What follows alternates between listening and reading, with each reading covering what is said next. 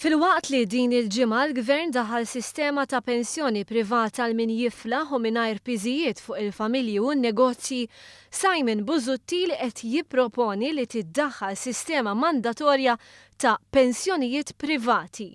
Dan ikun ifisser li l-bolla tiżdied għal min jimpjega u anka għal familji.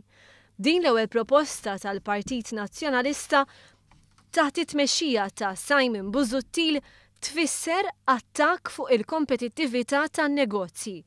Proposta li ma jista' tinżel xejn tajjeb fost il-korpi kostitwiti minħabba li ġiel lil min jimpjega iħallas kontribuzzjoni ikbar li mbagħad tmur fond ta' pensjoni privata.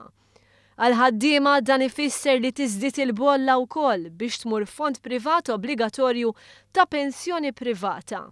Din il-proposta ta' Simon Busuttil ħarġet fil-Parlament meta fil-Parlament għaddiet liġi li ddaħħal it-tielet pilastru tal-pensjonijiet li hija sistema ta' pensjoni privata volontarja.